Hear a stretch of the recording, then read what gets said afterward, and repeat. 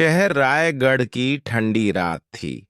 घड़ी ने 12 बजाए ही थे कि पुराने इलाके से एक भयानक चीख ने सन्नाटे को चीर दिया।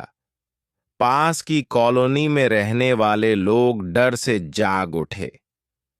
साहब, ठाकुर हवेली में किसी की जान चली गई है, किसी ने डर के मारे कहा। कुछ ही मिनटों में इंस्पेक्टर अजय राणा अपनी टीम के साथ वहां पहुंचे। हवेली का दरवाजा खुला था और अंदर फर्श पर खून का बड़ा धब्बा फैला हुआ था। पास ही ठाकुर महेश प्रताप सिंह की लाश पड़ी थी। उनकी छाती पर चाकू के 3 गहरे घाव थे। चेहरा सख्त, पर आंखों में जैसे कोई डर जमी हो। कातिल घर के अंदर का ही है, अजय ने सोचते हुए कहा। सुबह तक पुलिस ने ठाकुर परिवार के सभी सदस्यों को बुला लिया। रमा देवी, ठाकुर की पत्नी, जो हर बात पर रो रही थी। अभिषेक सिंह, उनका बेटा, जो हाल ही में मुंबई से लौटा था। पूजा, बहू, शांत और कुछ डरी हुई सी। मोहन, घर का नौकर, जो 10 साल से हवेली में था। रात को क्या हुआ था? अजय ने जिज्ञासा में पूछा। रात को हम सो गए थे साहब। अचानक चीख सुनकर भागे तो देखा महेश जी खून से लथपथ पड़े थे। हमें नहीं पता किसने किया, रमा देवी रोती हुई बोली। मैं अपने कमरे में था। नींद से जागा तो सब खत्म हो चुका था, अभिषेक आर्द्र होकर कहा।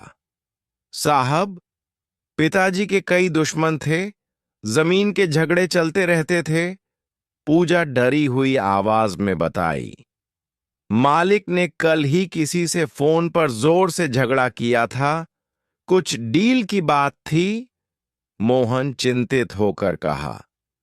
अजय के दिमाग में सवाल घूमने लगे। कौन सी डील? किससे झगड़ा हुआ था? और हवेली में घुसने के निशान क्यों नहीं थे? जांच से पता चला कि ठाकुर महेश प्रताप एक रियल एस्टेट डील में शामिल थे। वे एक पुरानी जमीन बेच रहे थे जिसकी कीमत 5 करोड़ थी। डील का पार्टनर था विक्रम मल्होत्रा, एक कारोबारी। अजय ने विक्रम को बुलवाया। हां, डील हो रही थी, लेकिन ठाकुर ने आखिरी समय में धोखा देने की कोशिश की। उन्होंने किसी और को जमीन बेचने की बात की थी। मुझे गुस्सा आया, पर मैंने उन्हें धमकी नहीं दी, विक्रम ने उदासी के साथ बताया। रात 12 बजे आप कहां थे?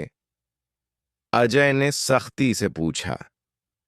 अपने घर पर सीसीटीवी फुटेज है, विक्रम ने समझाते हुए जवाब दिया।